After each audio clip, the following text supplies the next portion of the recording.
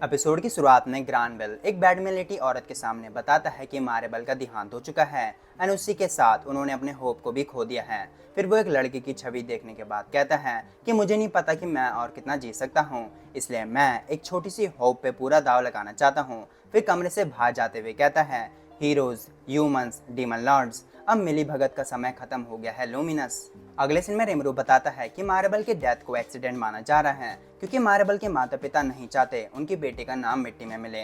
ग्रानवेल ने भी अभी तक कुछ नहीं करा एंड यूकी भी पक्का मेरे पीठ पीछे कुछ उल्टे काम कर ही रहा होगा, पर सब कुछ ही बेकार नहीं हुआ। अब मारेबल के कंट्रोल से आजाद होके काउंसिल रिमरू के पास एक नई एकजुट शक्ति बनने के लिए आई जो रिमरू के ड्रीम को पूरा करने में बहुत काम आएगा। अगले सीन में रिमरू मीटिंग बुलवाता है जहां वो सबको बताता है कि अब टेम्पेस्ट अपने अगले स्टेज की तरफ बढ़ेगा क्योंकि वो काउंसिल में सबसे बड़ा फैक्शन होने के नाते वेस्टर्न नेशन के बहुत सारे ह्यूमन रिलेटेड चीज़ों में शामिल रहेंगे, इसलिए हम टेम्पस को एक कॉन्स्टिट्यूशनल स्टेट बनाएंगे। लेकिन बेनीमारू गोप्तन बाकी सभी को इसका मतलब ही नहीं पता रहता, तो रिमरू बताता है कि इसका मतलब वो देश जो कानून के नियमों से चलता है, जिसके आगे मुझे रिमरू तक को झुकना पड़ेगा। जिसमें सब शॉक्ड हो जाते हैं कि भाई ऐसा थोड़ी हो सकता है। रिमरू कहता है कि चिल पिल भाइयों, एंड फिर बताते कि ऐसा करने से मैं ह्यूमंस को दिखाना चाहता हूँ कि उनको कमज़ोर होने के बावजूद भी हमसे डरने की ज़रूरत नहीं है। जो मेरा ड्रीम ह्यूमन मॉन्स्टर एक साथ रहने का, उसके लिए एक बड़ा कदम होगा। एंड फिर बताते कि कॉन्स्टिट्यूशनल स्टेट बनने के लिए हमें क्या क्या करना होगा।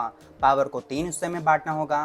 पहला वाला जो लॉ बनाएंगे, दूसरा वाला जो लॉ की मदद से देश को चलाएंगे, एंड तीसरा वाला कोर्ट जो लॉ की मदद से लोगों को जज करेंगे। लेकिन शियोन तो उसको न सुन रिमरू की ही ड्राइंग बना रही होती है। उसको साइड रख रिमरू बताता है कि इसमें भी प्रॉब्लम है कि जो हमारा जज है अगर वो कमज़ोर हुआ तो अपराधी उसको पेल देगा, क्योंकि मॉन्स्टर में ज़्यादातर स्ट्रॉन्ग मतलब लेस स्मार्ट एंड स्मार्ट मतलब लेस स्ट्रॉन्ग। एंड इसके अलावा भी उसको एक मिलिट्री अटैच के लिए भी कोई चाहिए जो काउंसिल में रिमरू के बदले बातचीत संभाल सके, कोई स्मार्ट, स्ट्रॉन्ग, एक्सट्रोवर्ट, चार्मिंग, जिसमें रिमरू के मुंह में सिर्फ डियाब्लो का ही नाम आता है एंड बाकी सभी भी उसके निर्णय से सहमत रहते हैं। अगले सीन में रिमरू एक कमरे के अंदर जाता है जहां मिलिम अपने अंडे दोस्त को गले लगाए सोई होती है, इसलिए रिमरू उस पर चादर रख वहां से चुपचाप बाहर जाके इधर उधर देखने का सोच ही रहा था कि बूम, एक बॉम्ब फट जाता है जहां रिमरू को एक बड़ी स्माइल के साथ कुरोबे वेलकम करके अपनी नई तलवार द ब्रॉड सॉर्ड दिखाता है कि रिमरू के आइडिया वाली तलवार उसने आखिरकार बना दिया। एंड फिर रिमरू को तलवार कैसे काम करती है वो सब दिखाता है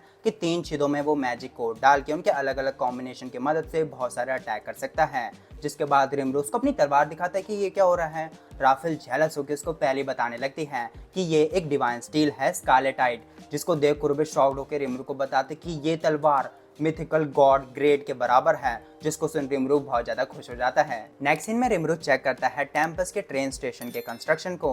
फिर वो टेलीपोर्ट होता है यूरेजियानिया में जहाँ का काम उसके उम्मीद से भी आगे बढ़ चुका होता है। एंड खुशी खुशी गेल्ड जो वहाँ का काम संभाल रहा होता है उससे मिलकर उसकी तारीफ करता है। वो बताता कि ये भी आपके बदौलत ही हुआ है। कैसे कंस्ट्रक्शन की शुरुआत में माजिन लोग उतने लगन से काम नहीं कर रहे थे, इसलिए मैंने उनकी दास्तान को सुनने का फैसला लिया, उनके साथ पैक लगा के, जैसे आपने मेरी एक बार मदद करी थी जहां उन्होंने मुझे अपनी सच्ची फीलिंग्स बताएं कि उनको डर है कि कंस्ट्रक्शन खत्म होते ही आप उनको फिनिश कर दोगे। जिसको सुन मुझे लगा वो तो हम और जैसे ही हैं। तो गेल्ड अपनी खुद की कहानी बताने लगता है कि हमने ये करा और उसके बावजूद भी रिमरू ने उनको अपने शरण में लिया। ये सुन रिमरू को कहता है कि मुझे बहुत खुशी है कि मैंने ये काम तुम्हें सौंपा। जिन शब्दों को सुन गेल्ड बहुत ज़्यादा गर्व महसूस करता है एंड फिर वापस अपने काम करने चला जाता है। जिसके बाद रिमरू थैलियन, इंग्रेशिया, ड्रैगन की भी चेकिंग करते समय बताता है कि वो चाहते कि सब देशों का रिश्ता गहरा होता जाए एंड टेम्पस्ट उन सब के बीच हो। अगले सीन में रिमरू रेल रोड चेक करते करते योम एंड उसकी वाइफ म्यूलन से मिलने उनके किंगडम चला जाता है, जिनका कंस्ट्रक्शन भी बिना रुकावट के आगे बढ़ रहा होता है। जो योम बताते कि सब कुछ म्यूलन की ही वजह से है एंड कैसे मैं भी किंग की पढ़ाई कर रहा हूँ, मगर सारे टीचर बहुत सख्त हैं एंड मैं अब सिर्फ एडगर का बड़े होके किंग बनने का इंतजार कर रहा हूँ। एडगर कहता है कि आपको ऐसी बातें नहीं करनी चाहिए जब आपका बच्चा होने वाला है जो असली हकदार है किंग बनने का। रिमरू यहाँ पे शॉक्ड क्योंकि योम एंड म्यूलन को शर्म आ रही थी वो कैसे रिमरू को ये बात बताएं, तो उन्होंने उसको ये बात बताई नहीं।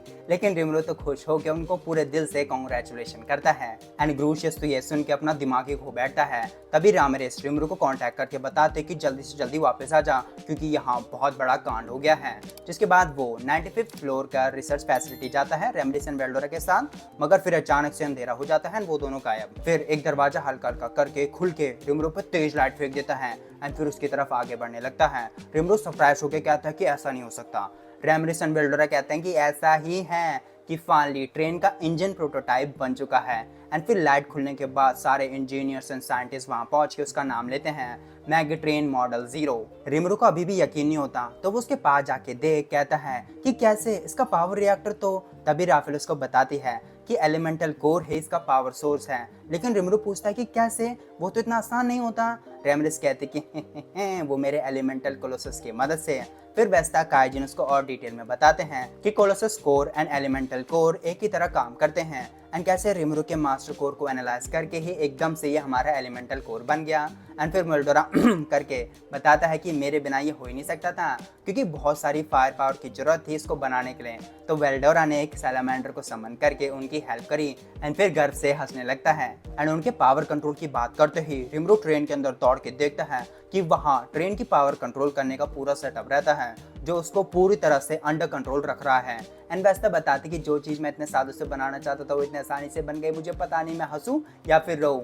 एंड फिर ड्रॉइड्स एंड वैम्पायर ओवरकमर्स भी रिमरू को अपना योगदान बताते हैं कैसे वो आगे करने वाले हैं। इसलिए अब सब कुछ खत्म हो चुका है सिर्फ रेल्स लगाने के अलावा। एंड रेमरिस कहते हैं कि हम टेस्ट रन के लिए कभी भी तैयार हैं। एंड फिर ट्रेन की सीटी बजा के रिमरू को खुश कर देती है। एंड रिमरू इन सब लोगों की मेहनत का फल देख उसकी बहुत गर्व से प्रशंसा करता है। फिर वेस्टा कहता है कि भाई रिमरू पार्टी हो जाती, तो वो कहता है कि क्यों नहीं भाई, जरूर होगी पार्टी, और वो भी धूम धड़ाके से। फिर हमारी पार्टी शुरू हो जाती है जहाँ सब अपना खा पी रहे होते हैं एंड हमारे फायरवर्क्स को एंजॉय कर रहे होते हैं। पर तभी मिलुम उड़ के रिमरू के पास आ जाती है कि उसका ड्रैगन दोस्त बाहर आने वाला है।